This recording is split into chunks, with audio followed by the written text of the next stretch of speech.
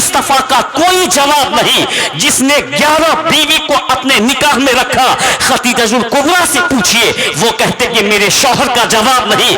आयशा से पूछिए, वो कहते मेरे शौहर का जवाब नहीं। उम्मे हबीबा से पूछिए, वो कहते मेरे शौहर का जवाब नहीं। 11 बीवियों ने कहा था कि मुस्तफा का कोई जवाब नहीं। अल्लाह ने लाजवाब तकबीर, नारे तकबीर। दुआओं को कबूल फरमाता है।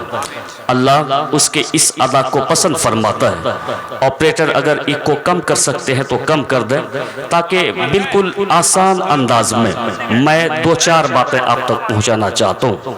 इस वक्त रात के आलम में सोने वाले सो रहे हैं, रात के इस आलम में आराम फरमाने वाले आराम कर रहे हैं, लेकिन इस वक्त आप जो यहाँ बैठे हुए हैं, मेरी माँ और बहन जो बैठी हुई है, वो आराम को छोड़ करके आई हुई है। वो यानी नींद की कुर्बानी दे करके यहाँ आई हुई है। तो आखिर इस नींद की कुर्बानी के बदले में क्या मिलने वाला है? आप जो रात की इस नींद को छोड़ करके यहाँ आए हैं, मैं बिल्कुल सीधे लफ्ज़ों में 2-4 बातें रखना चाहता हूँ। रात में लोग सोना चाहते हैं और रात की नींद लोगों को प्यारी होती है। दिन में आप कितना ही सो लें, लेकिन रात की नींद का मुकाबला दिन में नहीं हो सकता है। अब कहते भी लोग ना, अपने गांव देहात में कहावत बहुत मशहूर है, अब मकूला है कि एक रात की नींद अगर छूट जाए तो 7 दिन में लोग पूरा करते हैं। ये एक बोली है हमारे समाज में।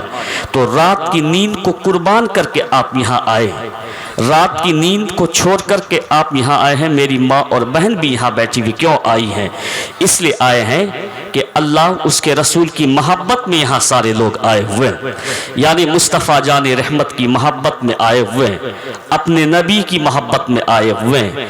याद रखिएगा, जहाँ दुनिया की तमाम मोहब्बत ख़त्म हो जाती है, वहाँ से आपके नबी की मोहब्बत का आगाज़ होता है। जहाँ दुनिया की तमाम मोहब्बतें ख़त्म हो जाती, वहाँ से आपके नबी की मोहब्बत का आगाज़ होता है। और आप ये जान लें कि जो जिनसे मोहब्बत करता है उसको क्या मिलता है। और एक बात ये भी आप जान लें कि जो लोग आजकल यानी अपनी इबादतों पर इतराते हैं, उसे अपने उन छोटी सी इबादत का मुहासबा करना चाहिए। इबादत करना तो बंदे की ड्यूटी है। वमा खलक़तुल जिन्ना वल इंसा इल्ला लियअबुदून, मैंने जिन और इंसान को इबादत के लिए पैदा किया है, खाने पीने के लिए हकीकत में आपकी तख्लीक नहीं हुई है। जानवर भी खा लेता है, वो भी पानी पीता है, वो भी यानी पेशाब और पखाना करता है, लेकिन इंसान को अल्लाह ने खास तौर पे अशरफुल मखलूकात बनाया कि इंसान मेरी बंदगी करता रहे, मैं उसके मर्तबे को बुलंद करता रहूं। वो बंदगी करते रहे, मैं जन्नत में उसके लिए महल तामीर करता रहूं। वो मेरी राह में देता रहे, मैं जन्नत में उनके लिए बाग उनके नाम करता रहूं। ये रब तबारक व तआला ने इसीलिए आपको पैदा फरमाया है। आप बंदगी के लिए पैदा हुए हैं, आप इबादत के लिए पैदा हुए हैं, आप अपने रब को राजी करने के लिए पैदा हुए हैं। ये मैं आपकी ज़हन साजी करना चाहता हूं कि आप यहाँ आज किस मोहब्बत में बैठे हुए हैं। मैं कहता हूं कि हमारी इबादत उतनी नहीं है साहब जो सहाबियों ने इबादत फरमाई। तलवार के साए में उन्होंने इबादत की है, उन्होंने रोजा रख करके जिहाद मैदान में जिहाद फरमाया है। आया है हदीस शरीफ में कि सहाबी का वो मकाम है, मुझ जैसा गुनहगार अगर सोने का एक पहाड़ अल्लाह की राह में खैरात कर दे, और नबी के सहाबी मुट्ठी भर जौ अगर अल्लाह की राह में खैरात कर दे, तो मेरे सोने का पहाड़ उसके जौ का मुकाबला नहीं कर सकता है। यानी मेरे सोने का पहाड़ उसके जौ का मुकाबला नहीं कर सकता, क्योंकि उसकी नमाज बेमिसाल है साहब। इसको अपने दिल में नोट करिएगा, मैं आराम आराम से बोलना चाहता हूं। यानी उसकी नमाज भी बेमिसाल है, उनका रोजा भी बेमिसाल है, उनके सदका तो खैरात भी बेमिसाल है, उनकी इबादत बेमिसाल है, उनका तकवा बेमिसाल है, उनका सारा मामला बेमिसाल है। सहाबी का कोई जवाब नहीं। मुफ्ती साहब की बिला यहाँ बैठे हैं, अगर कोई अपने जमाने का गौसे आजम भी क्यों ना हो, लेकिन अदना सहाबी के मकाम पर नहीं पहुंच सकता। जब सहाबी के मकाम पे नहीं पहुंच सकता तो नबी के मकाम पे क्या पहुंचेगा? आला हजरत कहते हैं कि सबसे आला वो आला वाला हमारा नबी, सबसे बाला व वाला हमारा नबी, सारे अच्छों से अच्छा समझिए जिसे है उन अच्छों से अच्छा हमारा नबी। तो मुस्तफ़ा जाने रहमत का कोई जवाब नहीं है। जब सहाबी ही का कोई जवाब नहीं तो सहाबियों के सरदार हम और आप तमाम जिन्नों इंस के सरदार मुस्तफ़ा का क्या जवाब होगा? उसका कोई जवाब नहीं। तो अब देखिए कि उस सहाबी की नमाज भी लाजवाब, लेकिन उन्होंने कभी ये न कहा कि अरे जन्नत तो मैं चला ही जाऊंगा, नमाज मेरी लाजवाब है। उन्होंने कभी ये न कहा कि मेरा रोजा लाजवाब है, मैं तो जन्नत चला ही जाऊंगा। उन्होंने ये न कहा कि मैंने तो घर का घर लुटा दिया अल्लाह की राह में, तो ये मेरे लिए काफी, मैं जन्नत चला जाऊंगा। इसको उन्होंने न कहा। आखिर कहा क्या, जरा सुनिए। एक सहाबी जिसका नाम है अनस बिन मालिक, वो सरकार की खिदमत फरमाते, हुजूर के लिए कभी बिस्तर लगाते, हुजूर को कभी पानी देते, हुजूर की जरूरत के सामान लाते। वो सहाबी कहते हैं कि एक दफा हुजूर मस्जिद में बैठे हुए और मैं सरकार के पीछे गुलामाना शान के साथ बैठा हुआ, और जैसे ही हुजूर खड़े हुए, आपके नबी जैसे खड़े हुए, मेरी माँ और बहन अच्छी खासी तादाद में बैठ करके सुन रहे हैं। अल्लाह इनको जज़ा खैर अता फरमाए। औरतों का बड़ा मकाम है, बड़ा रुतबा है। मैं अपनी माँ और बहन को कहना चाहता हूँ कि अल्लाह ने आपको बड़ा मकाम अता फरमाया। आप अपने मकाम को पहचानिए। इस्लाम से ज्यादा मकाम औरतों को किसी ने नहीं दिया है, न किसी नेता ने दिया है, न किसी, मैं कहता हूं कि किसी साइंटिस्ट ने दिया है, किसी ने औरतों का मकाम नहीं दिया। और एक साहब कहते हैं कि हम औरतों को मकाम देना चाहते हैं जो खुद अपनी एक बीवी को पाल न पाता हो और खुद उनको इज्जत न दिला पाता हो, तो वो पूरे हिंदुस्तान के बीवियों को इज्जत दिलाएगा। ये झूठा वादा मत कर। पहले अपनी बीवी को तुम रखते और उनको इज्जत देते और उनसे बच्चा पैदा होता, उनको तुम सही तालीम और तरबियत देते। एक बीवी तो संभली ना तुमसे और तुम पूरे बीवियों का ठिका लेते हो। झूठा तेरा वादा है। मेरे मुस्तफा का कोई जवाब नहीं। जिसने 11 बीवी को अपने निकाह में रखा, खदीजतुल कुबरा से पूछिए, वो कहते कि मेरे शौहर का जवाब नहीं। आयशा से पूछिए, वो कहते मेरे शौहर का जवाब नहीं। उम्मे हबीबा से पूछिए, वो कहते मेरे शौहर का जवाब नहीं। 11 बीवियों ने कहा था कि मुस्तफा का कोई जवाब नहीं। अल्लाह ने लाजवाब। तकबीर, नारे तकबीर, नारे रिसालत, मसला के आला हजरत, नारे तकबीर। एक पत्नी तो समझा ना तुमसे, और तुम पूरे भारत के पत्नियों की बात करना चाहते हो। ये झूठा वादा मत करो। लोगों को कब तक मूर्ख बनाओगे? कहना आसान है मुफ्ती साहब की बिला, करके दिखाना मुश्किल है। तो आपके पैगंबर ने कहा ना आज के झूठों की तरह कि मैं पूरे भारत के नारियों को इज्जत दिलाऊंगा, नहीं कहा नहीं। मुस्तफा ने इज्जत दिला करके दिखाया। बेटियां गाड़ी जा रही थी, हुजूर मिंबर पे खड़े होकर के कहे कि बेटी को जहमत ना समझ, अब मोहम्मद अरबी आ गए हैं, अल्लाह ने बेटियों को रहमत बना दिया। बेटी को जमीन में दफन न कर, गुनहगार न बन के मैं अल्लाह का रसूल इस बात की जमानत देता हूं। अल्लाह 3 बेटी दे या 2 बेटी दे या 1 बेटी दे, तुम उसको इल्म सिखाओ, तुम उसको तरबियत दो और तुम उसका मुनासिब रिश्ता देख करके निकाह कर दो। मैं जमानत देता हूं कि तुम जन्नत में ऐसे करीब रहोगे जैसे एक उंगली दूसरे उंगली के करीब रहा करती है। तो बेटियों को जो गाड़ी जा रही थी, तो उनको इज्जत का आसमान तेरे पैगंबर ने अता फरमाया। और मैं कहता हूं कि औरतों को किसने मकाम दिया है? लोग औरतों को गुलाम समझते थे। हुजूर कहते हैं कि गुलाम मत समझ, ये बीवी जो तेरे निकाह में आती है, ये तेरे लिए आधा ईमान का दर्जा रखती है। तो बीवियों को किसने इज्जत दिलाई? लोग, यानी जिसका शौहर मर जाता था, लोग उसको डायन कहते थे। साहब, इसी हिंदुस्तान में अगर किसी का शौहर मर जाए तो यहाँ की जाहिल समाज उन बीवी को क्या करता था कि उसके उस शौहर के चिता में जला देता और जला करके एक जाहिलाना लक़ब देता था।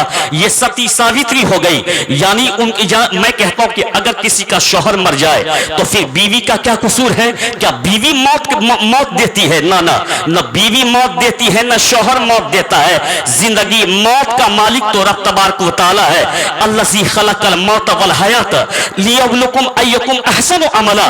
पाक है मेरे रब की जात जिसने मौत को भी पैदा किया, जिसने जिंदगी को भी पैदा किया, ताकि आपको जांच ले कि आप में अमल किन के अच्छे हैं। तो मौत देना बीवी का काम नहीं, लेकिन उसके बाद भी बीवी को जला दिया जाता और सती सावित्री का लक़ब दिया जाता। और अरब की जमीन पर अगर किसी का शौहर मर जाए, उनकी बीवी को काली कोठरी में बंद करते थे, कहते कि सुबह के वक्त में उसका चेहरा कोई ना देखे, अल-इयाज़ बिल्लाह मिन ज़ालिक।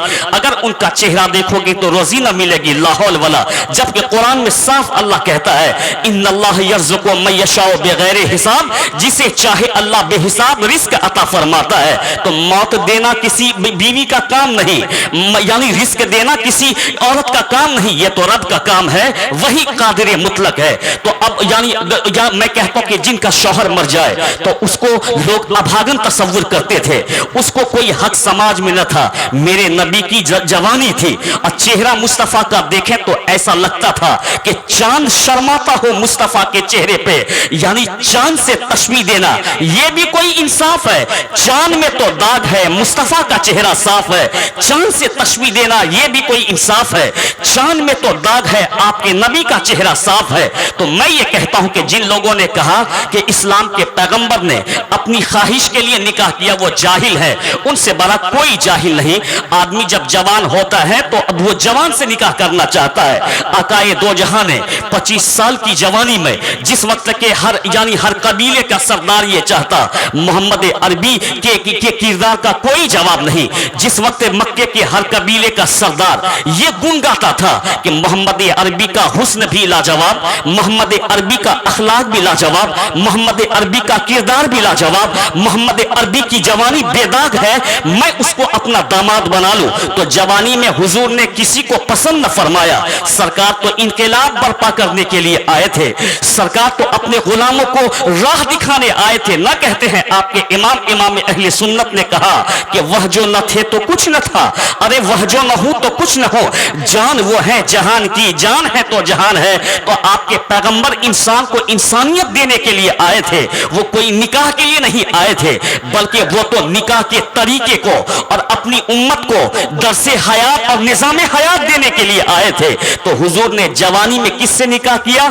40 साल दो शौहर से बेवा खातून खतीजतुल कुबरा से निकाह करके पूरी दुनिया को पैगाम दिया कि लो मोहम्मद अरबी ने यह कानून दिया कि यानी जिनका शौहर मर जाए वो यानी वो अभागन, उसको डायन न कहा जाए। तो आओ अभागन को मोहम्मद अरबी ने सुहागन बनने का रिवाज अता फरमा दिया।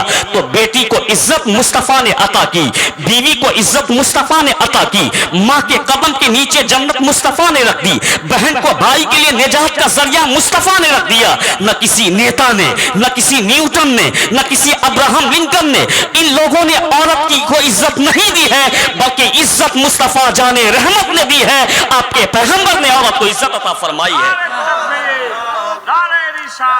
रसूल अल्लाह जिंदाबाद, जिंदाबाद। यानी ये इज्जत किसने दी है? आपके पैगंबर ने। मेरी माँ और बहन यहाँ बैठी हुई, मैं उनको ये कहना चाहता हूँ कि आपके दीन ने, आपके नबी ने आपको बहुत इज्जत अता फरमाई। शर्त यह है कि आप बाअमल हो जाएं, और मेरी माँ और बहन यानी बाअमल हो जाएं। अगर बच्चियाँ पढ़ती है, बाअमल होती है, तो पूरा घर पढ़ता है। ठीक कहा था किसी ने कि एक बेटी को पढ़ाओ तो समझो कि तुमने एक पीढ़ी को पढ़ाने का काम किया। क्यों? कि बेटी जब पढ़ेगी और उनके कोख में बच्चा होगा, और वो बच्चा जब उनके गोद में खेलेगा, वो अपने बच्चों को मोबाइल न दिखाएगी, बल्कि वो अपने बच्चों को दुरूद सुनाएगी, वो अपने बच्चों को कलमा सुनाएगी। अल्लाह ने औरतों और बेटियों को बड़ा मकाम अता फरमाया है। शर्त यह है कि वो कनीज़े फातिमा बन जाए, शर्त यह है कि वो कनीज़े आयशा बन जाए।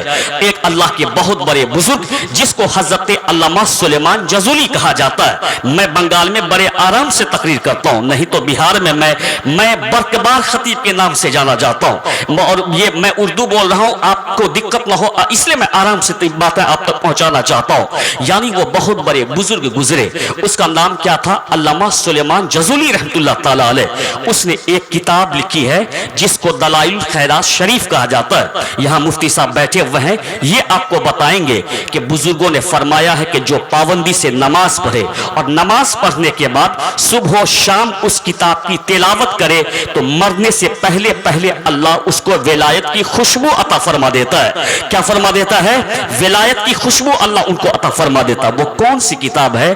تو جب آپ پتہ کریں گے تو معلوم یہ ہوگا کہ وہ درود پاک کی کتاب ہے. یعنی سرکار پہ جو درود پڑھتے ہیں، درود کے تمام سیگے کو صاحب کتاب علامہ سلیمان جزولی نے اس کتاب میں لکھ دیا ہے. کیسے لکھا اس نے اس کتاب کو؟ بس وہ ایک پیاری سی کہانی خاص کر کے میری اور ماں اور بہن پر سن لیں. میں یہ کہنا چاہتا ہوں کہ آج ہمارے بچے ہماری خدمت نہیں کرتے. ماں باپ یہ کہتے رہتے ہیں کہ مولانا مجھ کو تعویذ دے دے. ماں آ کے کہتی ہے مفتی صاحب سے کہ تعویذ دے دے. باپ آ کر کے کہتا ہے مفتی صاحب سے کہ مجھ کو تعویذ دے دیجئے. اور یہ کہتے ہیں وہ لوگ کہ مفتی صاحب میں نے اپنے بیٹے کو خون اور پسینہ ایک کر کے پڑھایا لکھایا اور زمین بیچ دی میں نے، اور ان کے بعد میں نے اپنے بیٹے کو ڈاکٹر بنا دیا. آج میرا بیٹا مالدہ ٹاؤن میں اپنی کلینک چلاتا ہے، لیکن اپنے ماں باپ کو بھول گیا، ماں باپ کے احسان کو بھول گیا. پھر آ کر کے کوئی کہتا ہے کہ مفتی صاحب میں نے یعنی اپنی زمین اور جائیداد بیچ ڈالی، بیچ کر کے اپنے بیٹے کو انجینئر بنایا. ابھی میرا بیٹا کلکتہ کی ایک کمپنی میں پوسٹڈ ہے، لیکن پیسہ کماتا ہے. آج ماں باپ کو یاد نہیں رکھتا. تو مفتی صاحب کہیں گے کہ تم تعویذ مانگنے تو آئے ہو، یہ ٹھیک ہے، تعویذ کا اثر ہوتا ہے، لیکن تم نے اپنے بیٹے کو ڈاکٹر بنایا، تم نے اپنے بیٹے کو انجینئر بنایا، تم نے اپنے بیٹے کو بزنس مین بنایا، لیکن تم نے اپنے بیٹے کو سچا پکا مسلمان نہ بنایا. اگر تم نے اپنے بیٹے کو سچا پکا مسلمان بناتا اور پھر ڈاکٹر بناتا، اور تم اپنے بیٹے کو سچا پکا مسلمان بناتے پھر تم اس کو بزنس مین بناتے، تم اپنے بیٹے کو سچا پکا مسلمان بناتے پھر اس کو انجینئر بناتے، قسم ہے خدا کی بیٹا تجھ کو کبھی نہ بھولتا، بلکہ بیٹا تو یہ کوشش کرتا کہ میں اپنے ماں باپ کے چہرے کو دیکھتا رہوں اور حج کا ثواب پاتا رہوں. اگر تم اپنے بیٹے اور بیٹی کو سچا پکا مسلمان بناتے، بیٹا کبھی نہ کہتا کہ آج ڈاکٹری ہوں تو یہ میری محنت کا کمال ہے، نہ بلکہ وہ کہتا یہ میری ماں باپ کی دعاؤں کا کمال ہے کہ اللہ نے عزت عطا فرما دی ہے. اس لیے ضرورت اس بات کی یہ ہے کہ ہم خود اپنے بچوں کو اسلام کے سانچے میں ڈھالیں، ان کی گھٹی میں اسلام پلا دیں، پھر ہم ڈاکٹر بنائیں. قسم ہے خدا کی، یعنی اللہ نے قرآن میں فرمایا ہے کہ تم یا ولا تہنوا ولا تحزنوا انتم الاعلون ان کنتم مؤمنین. غم نہ کھانا اور نڈھال نہ ہونا، تم ہی بلند ہوگے اگر مومن بنے رہو گے. دنیا کی کوئی قوم مومن کو پیچھے نہیں سوچ سکتی ہے. آج ہم تو کمپلیٹ مومن کہاں ہے؟ اگر کمپلیٹ مومن ہوتے تو ایک فاروق اعظم نے پوری دنیا کو اسلام کا تیور دکھایا تھا، ایک صلاح الدین ایوبی نے بیت المقدس کو فتح کر لیا تھا، اس لیے کہ وہ کمپلیٹ مومن تھے. اور اللہ نے فرمایا ہے کہ تم اگر کمپلیٹ مومن رہو گے تو تم ہی غالب رہو گے، تم ہی یعنی بلند رہو گے. ہم کہاں ہیں کمپلیٹ مومن؟ کمپلیٹ مومن ہوتے تو آج ہماری مسجدیں آباد ہو گئی ہوتی، کمپلیٹ مومن ہوتے تو آج ماں باپ کی خدمتیں ہماری بڑھ گئی ہوتی، بات دور نہ چلی جائے. میں اپنے ماں اور بہن کو یہ سمجھانا چاہ رہا ہوں کہ وہ کتاب جو صاحب کتاب نے لکھی ہے، اس کتاب میں درود کے تمام سیگے کو جمع کر دیا. آخر کتاب لکھنے والے نے اس کتاب کو کیوں لکھا ہے؟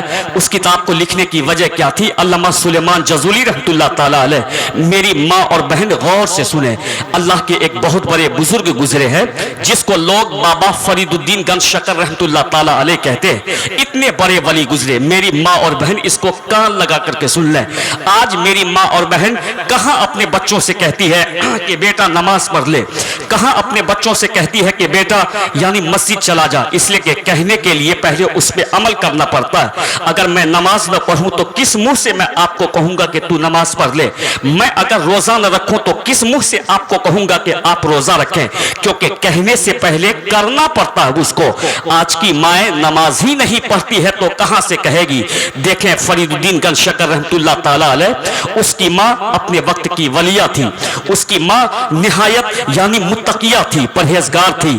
اس نے اپنے بیٹے فرید الدین گنج شکر رحمۃ اللہ تعالی علیہ کو बचपन के ज़माने में बोला करके क्या कहा था, मेरी माँ और बहन इसको नोट कर ले।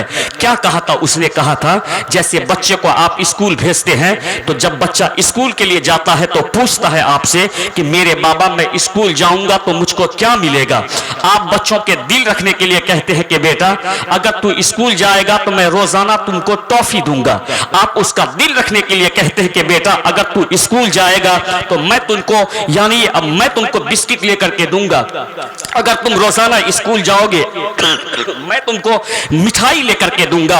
यानी ये अब माँ बाप अपने बच्चों को कहते रहते हैं। बेस थोड़ी कम कर दे इसलिए कि मौसम की वजह से आवाज में थोड़ी ये होती है। आप अपनी जगह बैठे रहे तो माँ बाप अपने बच्चों को समझाते रहते हैं। ठीक इसी तरीके से फरीदुद्दीन करशकर रहमतुल्लाह ताला अलैह की माँ ने क्या कहा था कि बेटा तुम नमाज पढ़ो।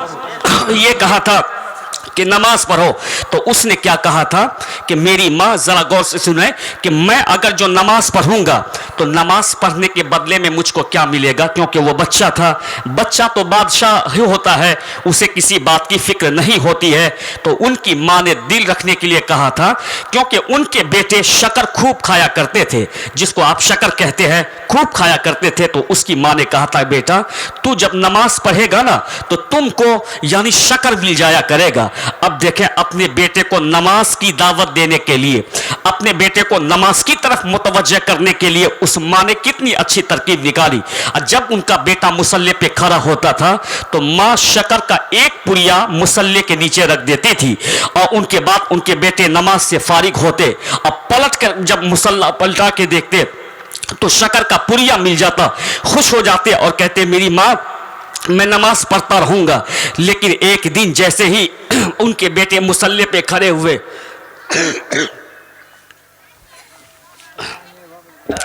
उनके बेटे जैसे ही मुसल्ले पे खड़े हुए तो आपकी माँ भूल जाती है कि शक्कर का पुड़िया रखने के लिए, और ख्याल जैसे ही देखा कि मेरा बेटा नमाज पढ़ रहा है, अब ख्याल आया कि मैं तो ये कह दिया हूं कि मेरे बेटे तुम नमाज पढ़ते रहोगे, तुमको अल्लाह की तरफ से शक्कर का पुड़िया मिलता रहेगा। आज मेरा बेटा जैसे नमाज से फारिग होगा और मुसल्ले को पलटाएगा, शक्कर का पुड़िया न पाएगा तो मैं झूठी हो जाऊंगी। उसने अपने सर को सजदे में रख दिया और अल्लाह से दुआ की कि इलाही तेरी बंदी ने अपने बेटे को नमाज की तरफ बुला दिया है और कामिल नमाजी बनाए रखना तेरा काम है, तेरे हाथ में है। इतना कहना था, सर को सजदे से उठा ली। फिर उनके बेटे जैसे नमाज से फारिग हुए और मुसल्ला पलटा के देखा तो आज कोई पुड़िया शक्कर का ना था बल्कि शक्कर का हौज ही वहां था।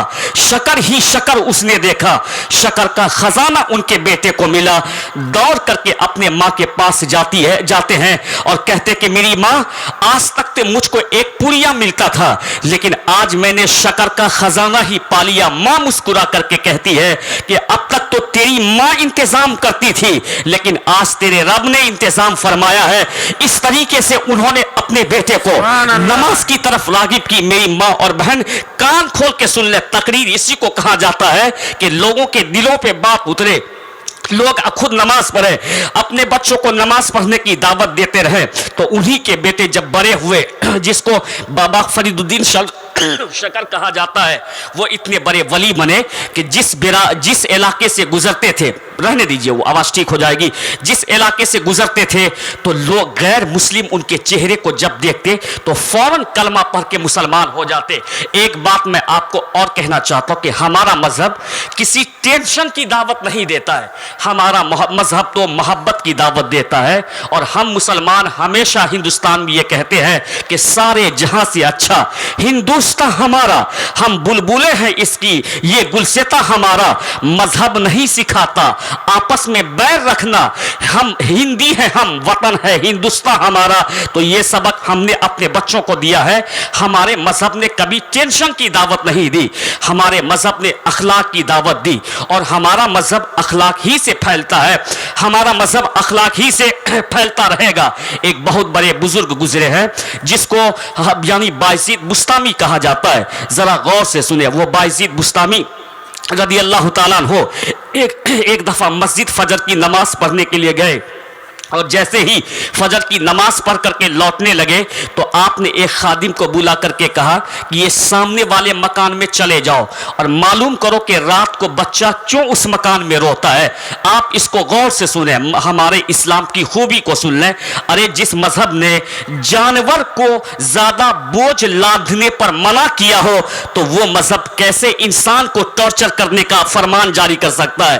جس مذہب نے یہ کہا کہ جانور سے اتنا ہی کام لینا, بیل سے, گھوڑا سے, کھچر سے, جتنا تم ان کو دانا دیتے ہو, جتنا تم ان کو چارہ دیتے ہو, جتنی طاقت ان کے اندر موجود ہے. ایسا نہیں کہ جانور کے اندر طاقت اتنی موجود اور تم اس کے اوپر میں پہاڑ لاد دو, اللہ تجھ کو میدان قیامت میں معاف نہیں فرمائے گا. جس مذہب نے جانور کا اتنا خیال رکھا ہو تو انسان کا کتنا خیال رکھا ہوگا. بایزید بستامی نے جیسے ہی بھیجا تو وہاں سے خادم لوٹ کر کے آتے ہیں, کہتے حضور اس گھر میں ایک عورت رہتی ہے اور ایک چھوٹا سا بچہ رہتا ہے. ان کا شوہر پردیس چلا گیا اور کافی دن سے واپس نہیں آیا. ان کے گھر میں آٹا نہیں ہے, ان کے گھر میں سالن نہیں ہے, ان کے گھر میں تیل نہیں ہے جو چراغ کو روشن کر دے. جب اندھیرا ہوتا ہے تو بچے روتے ہیں, جب یعنی بھوک لگتی ہے تو بچہ روتا ہے. وہ کون تھے؟ وہ پاس کی جو عورت تھی مسلمان نہ تھی بلکہ پاس کی وہ عورت یہودیہ تھی, یعنی یہودیہ تھی, اور ان کا شوہر یہودی تھا. تو بایزید بستامی رضی اللہ تعالیٰ عنہ چلے جاتے. عصر کے وقت جیسے ہی عصر کی نماز پڑھی, پڑھنے کے بعد خادم کو بلایا, کہا تم بازار جاؤ, وہاں سے آٹا, وہاں سے سالن, وہاں سے تیل خرید کے لاؤ اور اس یہودیہ کو دے دو, اس کے گھر پہنچا دو. اور پہنچا دیا گیا.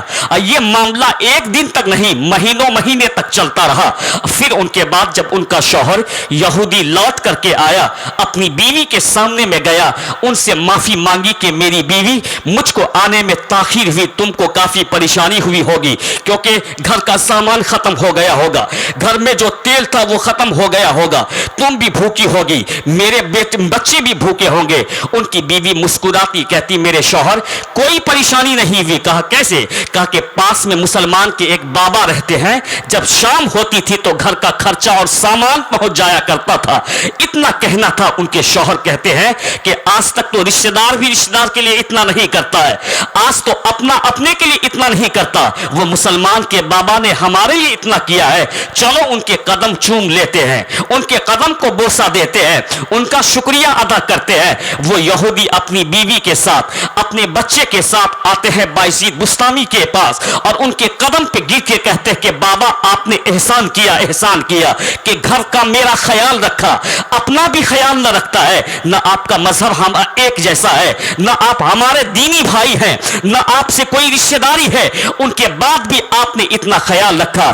بایزید بستامی رضی اللہ تعالی عنہ نے ان کو پکڑا اور اٹھایا, کہا کہ شرمندہ مر کر میں نے کوئی بڑا کام نہ کیا, بلکہ میرے پیغمبر کہتے ہیں انسان جہاں رہتا ہے ان کے آس پاس رہنے والا ان کا پڑوسی ہوتا ہے. وہ کامل مومن نہیں ہو سکتا کہ وہ پیٹ بھر کے کھانا کھائے لیکن اس کا پڑوسی بھوکے سو جائے, وہ کامل مومن نہیں ہو سکتا ہے. میں نے کوئی بڑا کام نہیں کیا ہے بلکہ میں نے اپنے پیغمبر کی باتوں پہ عمل کرنے کا کام کیا ہے. اتنا کہنا تھا. وہ لوگ کھڑے ہو جاتے ہیں, کھڑے ہو کر کے کہا کہ بابا جب آپ کا اخلاق اتنا بلند ہے تو آپ کے نبی کا اخلاق کتنا بلند ہوگا. کیا فرماتا ہے؟ وہ کہتا ہے کہ جب آپ کا اخلاق اتنا بلند ہے تو آپ کے نبی کا اخلاق کتنا بلند ہوگا. آپ اپنا ہاتھ آگے بڑھائیں اور کلمہ پڑھا کر کے ہم کو مسلمان کر لیں. تو بایزید کے اخلاق نے ان یہودی کو مسلمان بنا دیا. تو اسلام ٹینشن نہیں سکھاتا ہے, اسلام تو اخلاق کی بات بتاتا ہے, اسلام محبت کی بات بتاتا ہے, اسلام بھائی چارگی کی بات بتاتا ہے. بات دور نہ چلی جائے, میں یہ کہہ رہا تھا کہ مذہب اسلام نے جو مقام دیا ہے عورتوں کو, دوسرے کسی مذہب نے وہ مقام عورتوں کو نہیں دیا. تو وہ کتاب کی بات چلی تھی جس کو دلائل خیرات شریف کہا جاتا ہے. وہ کتاب کیسے لکھی گئی میری ماں اور بہن سن لیں. اللہ अल्लाह ने कितना मकाम इनको दिया है, आपके नबी ने कितना मकाम आपको दिया है। वो अल्लामा सुलेमान जज़ूली रहमतुल्लाह ताला अलैह एक दफा सड़क के किनारे से चल रहे थे, इतने में आपने देखा कि नमाज का वक्त हो गया, और जैसे ही नमाज का वक्त हुआ आप बेचैन हो जाते, पानी तलाश करने लगते। आज के तरह ये टेक्नोलॉजी का दौर नहीं था कि पंप सेट से पानी निकलता है, मोटर से पानी निकलता है, यानी ये इतनी तरक्की न थी, बल्कि लोग वो मिट्टी में या वो कच्चा कुआं खोदते थे, वहां से पानी निकालते, चश्मे से पानी पीते, तालाब से पानी पीते, नदी से लोग पानी पीते, उसी को इस्तेमाल करते। अब सुलेमान जज़ूली रहमतुल्लाह ताला अलैह ने चारों तरफ नजर दौड़ाई कि मुझको कोई पानी का यानी चश्मा मिल जाए या कोई कुआं मिल जाए, मैं वुजू कर लूं और उसके बाद नमाज पढ़ लो। ये चारों तरफ वो देखते हैं, देखने के बाद आपको एक कुआं नजर आया, और जब आप उसके करीब गए तो कुआं पुराना था, पानी तो था कुएं में लेकिन काफी नीचे था, और निकालने के लिए कोई डोल न था कि आप उससे पानी को निकाल लें। पानी निकालने के लिए बाल्टी और रस्सी की जरूरत होती है, जो आप अपनी जबान में समझते हैं, कोई डोल वहां मौजूद नहीं। आप देखते हैं, परेशान होते। बगल में एक मकान था, वहां से एक 9-10 साल छोटी बच्ची इस बुजुर्ग को देख रही थी। जैसे ही बेचैन देखी, वो बच्ची फौरन अपने घर से आती है, आके सलाम करती है, कहते कि बाबा आप क्यों कर परेशान है? कहते कि बेटा इसलिए परेशान हूं कि मुझको पानी की जरूरत है, मैं वुजू करके नमाज पढ़ना चाहता हूं, कुएं में पानी तो है, निकालने के लिए कोई डोल नहीं, मैं कैसे इस पानी को निकालूं? मैं कहता हूं कि उस बच्ची ने क्या कहा था कि बाबा मैं अभी आपकी मुश्किल को हल कर दिया करती हूं। इतना कहना था, कुएं के करीब जाती है और उस कुएं में वो लड़की थूक देती है। थूकना था कि कुएं के नीचे का पानी ऊपर को आने लगता है, और इतना ऊपर आया कि पानी कुएं के ऊपर बहने लगता है। वो अल्लाह के वली, अपने वक्त के मुहद्दिस आरिफ बिल्लाह, कभी पानी को देखते, कभी छोटी सी लड़की को देखते, और ताजुब में पड़ जाते कि ये काम तो गौस का है, ये काम तो वली का काम है, ये काम तो आरिफ बिल्लाह का काम है। अगर इसी गांव में छोटी सी लड़की थूक दे और कुएं का पानी ऊपर बहने लगे तो 10 गांव से लोग देखने आएंगे कि इन छोटी बच्ची की ये करामत को देख लो। तो सुलेमान जज़ूली रहमतुल्लाह ताला अलैह वुजू फरमा के नमाज अदा करते हैं, फिर उसी मकान की तरफ जाते, आवाज देते, कहा कि बेटा बाहर आ, मैं तुझसे कुछ बात करना चाहता हूं। जैसे ही वो लड़की बाहर आई, मेरी माँ और बहन इसको कान खोल करके सुन ले।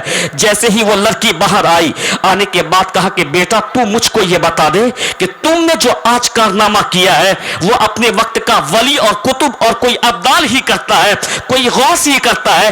तुम ये बता कि कौन ऐसा अमल करती हो जिस अमल की बुनियाद पर अल्लाह ने तुझको ये मकाम अता फरमाया है। जब यानी मैं कहता हूं कि मुस्तफा के एक यानी मुस्तफा जाने रहमत की उम्मती का जवाब नहीं तो मुस्तफा का क्या जवाब होगा?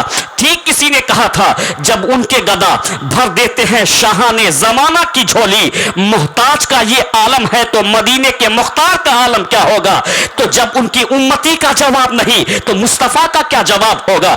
इतना कहना था, कहा बाबा छोड़ दीजिए, मैं ये बात कहना नहीं चाहती हूं, लेकिन इतना जान लीजिए कि न मेरे पास आप जैसा इल्म है, न मेरे पास आप जैसा तकवा है, लेकिन आप छोड़ दीजिए। उसने कहा कि बेटा मैं तुझको अल्लाह उसके रसूल का वास्ता देकर के पूछता हूं, तुम मुझको ये बता दो उस बेटी ने क्या कहा था। उस बच्ची ने कहा था कि ए अल्लाह के वली, आप जैसा इल्म और फजल और तकवा मेरे पास नहीं, बस इतना सा काम करती हूं, जब जब मुझको घर में फुर्सत मिलती है तो मैं नबी पे दुरूद पढ़ने लगती हूं, जब जब मुझको फुर्सत मिलती है तो मैं नबी पे दुरूद पढ़ती हूं। जो ये आप मेरी जबान में तासीर देख रहे हैं, ये मुस्तफा के मोहब्बत की तासीर है जो अल्लाह ने अता फरमा दी है। तो आप उसी नबी की मोहब्बत में यहां बैठे हैं। बात यहीं से चली थी कि आप उसी नबी की मोहब्बत में यहां बैठे हैं, तभी तो आप बैठे, नहीं कुछ लोग सो रहे हैं और आप बैठे हैं। तो आपको अपने पैगंबर की मोहब्बत का ख्याल आया कि उसकी मोहब्बत का कोई जवाब नहीं। मैं ये कहना चाहता हूं कि हमारी नमाज क्या है साहब, उस सहाबी को देखे जिसको अनस बिन मालिक कहा जाता है। वो कहते जैसे ही हुजूर निकले मस्जिद नबवी से तो हम सरकार के पीछे पीछे निकलने लगे, और सरकार ने जैसे ही अपना कदम जीने पे रखा, सामने में एक औरत खड़ी हो जाती है, खड़ी होके कहती फिदा का अबी व उम्मी या रसूल اللہ میرے ماں باپ آپ پہ قربان ہو جائیں. سرکار یہ دکھیا ایک سوال لے کر کے آئی ہے اور آپ سے جاننا چاہتی ہے. کہا کہ کہو کہ کون سا سوال لے کر کے آئی ہو. اس نے کہا تھا کہ یا رسول اللہ آپ مجھ کو یہ بتا دیں کہ قیامت کب آنے والی ہے.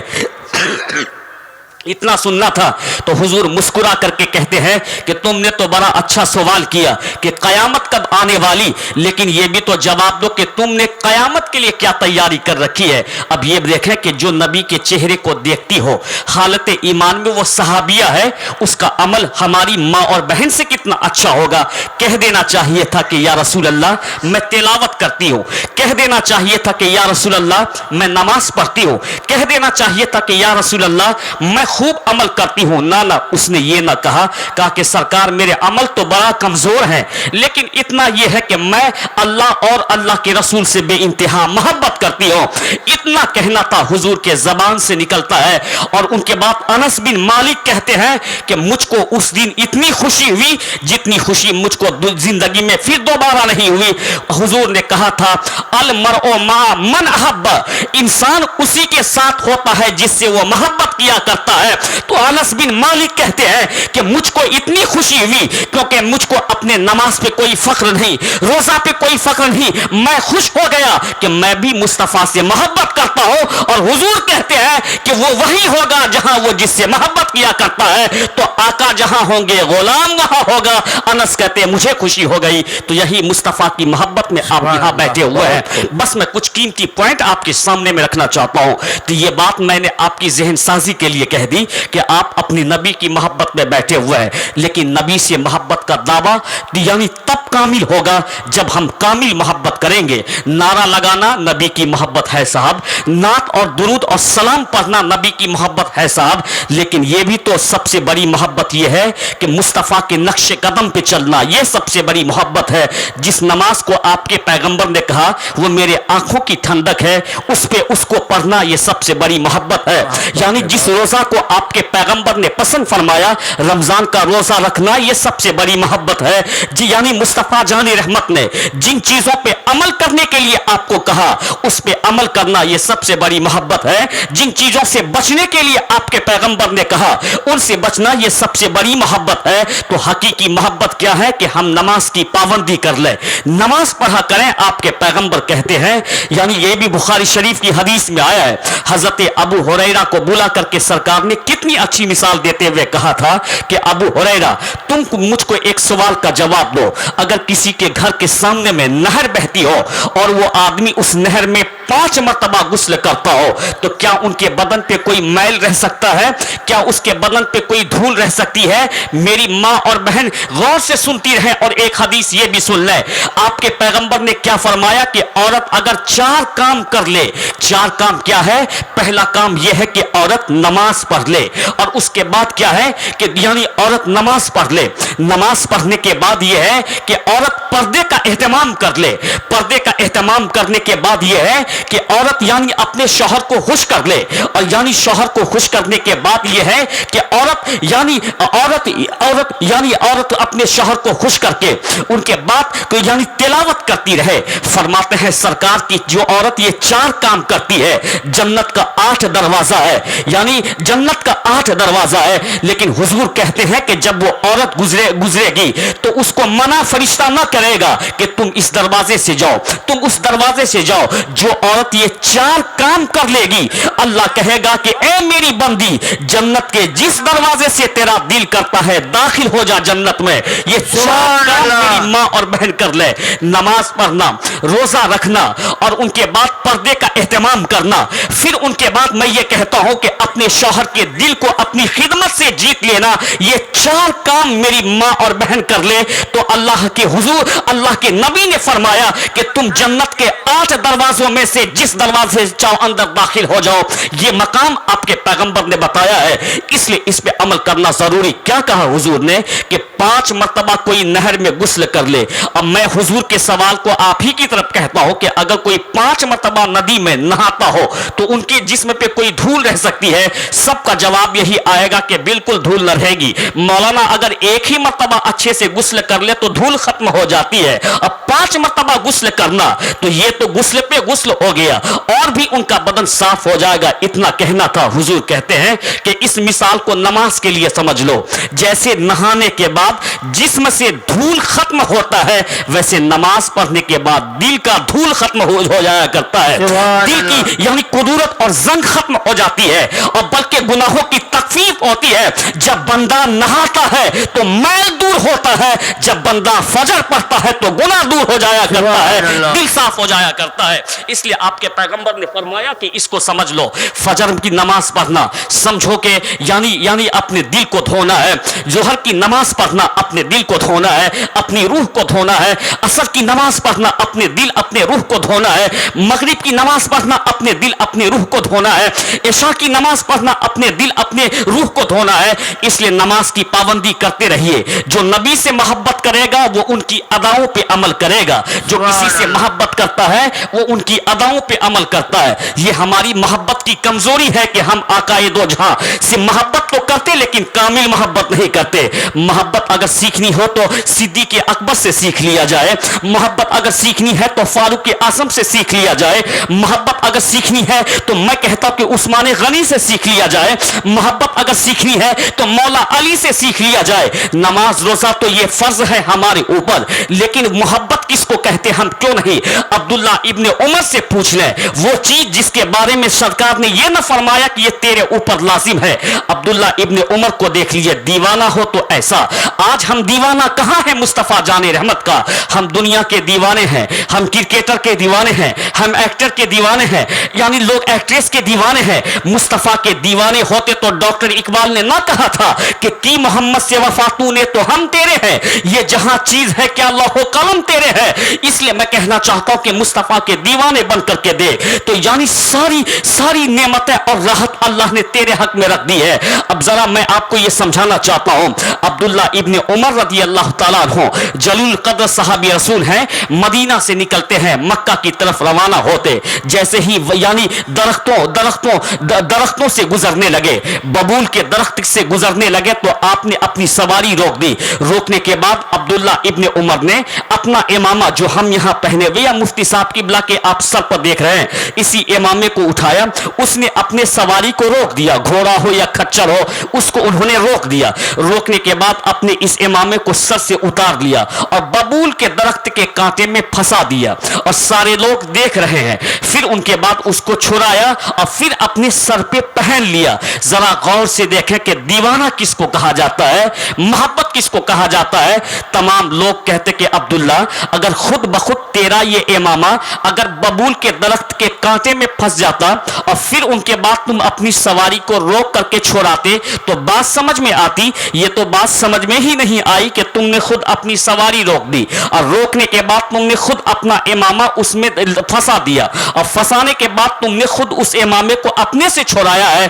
آپ ہی اگر ہیں یعنی آپ کسی درخت میں اپنے امامے کو پھنسا دیجیے اور خود چھوڑائیے تو لوگ آپ سے پوچھیں گے۔ اس نے کہا کہ مجھ کو یاد آتا ہے یہی وہ ببول کا درخت ہے، یہی وہ جگہ ہے، مصطفیٰ جان رحمت کی سواری یہاں سے گزری تھی تو جب حضور گزر رہے تھے تو سرکار کا امامہ اس میں پھنس گیا تھا تو حضور نے اپنی سواری کو روک کر کے اپنے امامے کو چھوڑا کے اپنے سر پہ پہنا تھا تو عبداللہ کو خیال آیا کیوں نہیں مصطفیٰ کی ان اداؤں پہ بھی عمل کر لیا جائے، اسی لیے میں نے سواری روکی ہے اور یہ کام کیا ہے، سرکار کی ان سنتوں اور ان اداؤں پہ بھی ہم نے عمل کیا۔ جبکہ اتفاقی طور پہ حضور کا امامہ لگا ہوگا اور حضور نے اپنی سواری روک کر کے چھڑایا ہوگا اور اس کا کوئی حکم حضور نے نہیں دیا، لیکن محبت اس کو کہتے ہیں۔ لیکن جس نماز کو نبی نے آنکھوں کی ٹھنڈک کہا، یعنی جس نماز کو آپ کے نبی نے آنکھوں کی ٹھنڈک کہا ہے اور آپ جہاں نماز پڑھتے ہیں اس کو مسجد کہا جاتا ہے، اس مسجد کو نبی نے یہ فرمایا کہ جس کو تم مسجد मस्जिद की तरफ आते जाते हुए देखो, जिसको तुम मस्जिद की तरफ आते हुए जाते देखो। क्या मतलब है? यानी फजर में मस्जिद आते हुए देखो, जोहर में मस्जिद आते हुए देखो, असर में मस्जिद आते हुए देखो, मगरिब में मस्जिद आते हुए देखो, इशा में मस्जिद आते हुए देखो, तो उसके मोमिन होने की गवाही दिया करो। अल्लाह समद, यानी मोमिन होने की गवाही उनका दिया करो। ये मोमिन है, मोमिन। मालूम ये होता है कि नमाज किस कदर जरूरी है हमारे लिए, और मस्जिद खुदा का घर है, वो कितना मुकद्दस है। खैरुल अमाकिने मसाजिदुहा, यानी सबसे अच्छी जगह मस्जिद को कहा गया है। याद रखना, आप अपना घर अगर 1 करोड़ का बना लीजिए, मैं मुफ्ती साहब किबला के सामने में ये बात कह रहा हूं आपसे, आप अपना घर 1 करोड़ का बना लीजिए और आप अपने घर में संगे मरमर लगा लीजिए, लेकिन वो संगे मरमर आपको जन्नत में नहीं ले जा सकता है। वो संगे मरमर आपको जन्नत में नहीं ले जा सकता। वो 1 करोड़ का घर आपको जन्नत में नहीं ले जा सकता। यानी वो मैं कहता हूं कि आप अपने घर में, पूरे घर में आप लाख रुपए की एसी लगा दीजिए, वो एसी जन्नत में नहीं ले जाएगी। कसम है खुदा की, एक ईंट मस्जिद में दे दो, वो ईंट तुझको जन्नत में ले जाएगी। एक बोरी सीमेंट दे दो, वो यही तुझको जन्नत में ले जाएगी। दुनिया का कोई घर जन्नत में न ले जाएगा, फकत खुदा का घर बंदे को जन्नत में ले जाएगा। सुभान अल्लाह, बेशक बेशक, अल्लाहु अकबर, या रसूल अल्लाह, जिंदाबाद जिंदाबाद, अल्लाहु अकबर, या रसूल अल्लाह। रात भी बहुत तेजी से गुजर रही, बस थोड़ी बातें अब आपके सामने में रख करके या मैं गुजरना चाहता हूं। मैं ये कहता हूं कि दुनिया का कोई घर आपको जन्नत नहीं ले जा सकता, बल्कि मस्जिद की एक ईंट आपको जन्नत ले जा सकती है। आप अपने इलाके के इस बड़े आलिम दीन को देख रहे हैं, ये लोग इल्म व फज़ल में हम लोगों से बहुत बड़े हैं। आप अपने बड़े आलिमों की कद्र करें, उनकी जियारत करें। खुद हदीस में आया, हुजूर फरमाते हैं, अलैकुम बेमुजालसतिल उलमाए व इस्तिमाए कलामिल हुक्मा फ़इन्नल्लाह ताला युहिल कल्ब बेनुल हिकमा कमा युहिल अदल मैतत बेमाइल मतर। इस हदीस को आप सुनिए। हुजूर कहते कि तेरे ऊपर आलिम बाअमल को की सोहबत इख्तियार करना लाजिम करार दिया गया। आप लोग इस वक्त मुफ्ती साहब की बिला की सोहबत में बैठे हुए हैं। इसी के ताल्लुक से आपके पैगंबर कहते हैं, अलैकुम बेमुजालसतिल उलमाए व इस्तिमाए कलामिल हुक्मा। जो माँ बहन आते हैं, पर्दे के दायरे में यहाँ रखती जाए। मैं मिन जुमला सबके लिए दुआ कर दूंगा। अल्लाह सब जान रहा है, अल्लाह सबको पहचान। अल्लाह की बात तो छोड़िए, मुस्तफ़ा खुद कहते हैं, जो अकीदत में डूब करके दुरूद पढ़ता है, मैं उस गुलाम को देखता भी हूं, उसके नाम को भी जानता हूं, उसे पहचाना भी करता हूं। जब रसूलुल्लाह के इख्तियार का ये आलम है, तो खुदा के इख्तियार का क्या आलम होगा। मैं आपको ये समझाना चाहता हूं, हुजूर क्या कहते हैं, अलैकुम बेमुजालसतिल उलमाए। आप कभी भी जलसा छोड़ के मत जाया करें। जब जलसा होता है तो दुआ और सलाम के बाद आप जाया करें। एक चीज आप ये बता दीजिए कि रोजाना आपके गांव में जलसा होता नहीं? हम कई दिन से नहीं सोए, हम लोग खतीब आदमी हैं, रोजाना जलसा करते। होना तो ये चाहिए कि हमको नींद आती, हम थक जाते, हम उकता जाते। यहाँ तो रोजाना करने के बाद भी उसी मोहब्बत के साथ हम आपके सामने में आते हैं। आप तो एक रात 6 महीने में कभी जलसा में बैठते हैं, साल में कभी एक रात जलसे में बैठते हैं। तो आपको तो ये कहना चाहिए, जब तक सलाम और दुआ ना हो जाए, और जब तक मैं दुआ की सूरत में मजदूरी ना ले लूं, तो मैं जन्नत की इस क्यारी से बाहर नहीं जा सकता हूं। ये मजाज आपका होना चाहिए, ये जहन और ये फिक्र आपकी होनी चाहिए। आप एक आलिम बाअमल की सोहबत में बैठे हुए हैं और आपके पैगंबर इस बात का हुक्म आपसे दे रहे हैं। क्या कहते हैं कि अलैकुम बेमुजालसतिल उलमाए व इस्तिमाए कलामिल हुक्मा। और इस हदीस में 2-4 पॉइंट है, इसलिए मैंने इस हदीस को रखी है। आज लोग कहते हैं कि तिलावत में मजा नहीं मिलता, आज लोग कहते हैं कि इबादत में मजा नहीं मिलता, आज लोग कहते हैं कि हम लोग सर्कस हॉल में 10 घंटा बैठ जाते लेकिन जलसे में नहीं बैठ पाते। लोग कहते हैं कि आज हम क्रिकेट 10 घंटा देख लेते लेकिन जलसे में 2 घंटा तकरीर नहीं सुन सकते। क्यों? कि जैसे जिस्म बीमार होता है वैसे रूह भी बीमार होती है। तो जब जिस्म बीमार होता है, एक चीज मैं आपको बता दूं कि जैसे किसी को बुखार हो जाए, अब बुखार वाले आदमी के सामने में आप बिरयानी रख दीजिए तो उसको बिरयानी अच्छी नहीं लगती है। तो क्या बिरयानी का कसूर है? अब उनके सामने आप कोरमा रख दीजिए तो वो कोरमा जब खाए कहेगा कि तीता लगता है मेरा मुंह। आप उनके सामने मैं कहता हूं कि पनीर रख दीजिए तो जैसे ही वो खाएगा कहेगा तीता लगता है। क्या बुखार जब उनको होता है, लेकिन जैसे ही बुखार का टैबलेट उनको दिया जाता है, बुखार जब उतरता है, बुखार की हालत में बिरयानी खाया तो मजा ना आया, तो बिरयानी का कोई कसूर नहीं बल्कि उनकी तबीयत का कसूर है। कोरमे का कोई कसूर नहीं, उनकी तबीयत का कसूर है। मैं कहता हूं कि पनीर का कोई कसूर नहीं, उनकी तबीयत का कसूर है। बिरयानी में भी आज वही मजा है, यानी मैं कहता हूं कि कोरमा में भी आज वही मजा है और कहता हूं कि पनीर में भी आज वही मजा है। तो ठीक इसी तरीके से तिलावत में भी वही मजा है, इबादत में भी वही मजा है, मस्जिद में भी वही मजा है, यानी कहता हूं कि जलसा में भी वही मजा है। ये उनके दिल का कसूर है, उनके दिल का कसूर है। तो जैसे बुखार हो जाता है, अब बुखार वाले आदमी को कुछ चीज अच्छी नहीं लगती, एक पैरासीटामोल उनको दे दो और जैसे ही वो खाता है फिर बिरयानी दे दो 2 प्लेट साफ, कोरमा दे दो यानी 2 प्लेट साफ, यानी पनीर दे दो 2 प्लेट साफ। तो ये बिरयानी और कोरमे का कसूर नहीं, उनकी तबीयत का कसूर था। आज जो तिलावत और इबादत में मजा नहीं मिलता, ये दिल का कसूर है। दिल जिंदा होगा, तिलावत में भी मजा मिलेगा, जलसे में भी मजा मिलेगा, इबादत में भी मजा मिलेगा। नारे तकबीर, नारे तकबीर, नारे रिसालत, नारे रिसालत। मसला के आला हजरत मौलाना मुफ्ती गुलाम गौस साहेब, नारे तकबीर, नारे रिसालत। यानी ये उसकी तबीयत का कसूर है। बिरयानी में तो आज भी लज्जत है, इबादत में आज भी लज्जत है। इबादत करने वाले रोजाना 100 रकात नफल नमाज पढ़ते हैं, इबादत करते चले जाते हैं, एनर्जी मिलती जाती है। जिस गौसे आज़म की हम करामत बयान करते, कभी हमने उस पर गौर नहीं किया। बयान करते हैं कि 40 साल से गौसे आज़म ने इशा की वुजू से फज्र की नमाज अदा की। अब 15 साल तक गौसे पाक ने एक पांव पे खड़े होकर के कुरान खत्म करते रहे। मैं ये कहता हूं कि जब तक मजा नहीं मिलता है तो 40 साल का वक्त कैसे गुजर गया। तो मुझ जैसे गुनहगार को खाने में, पीने में, घूमने में, पहनने में मजा मिलता है, अल्लाह के मुकर्रब बंदे को इबादत में मजा मिलता है, तिलावत में मजा मिलता है। तिलावत करते चले जाते हैं, मजा मिलता चला जाता है, ताकत मिलती चली जाती है।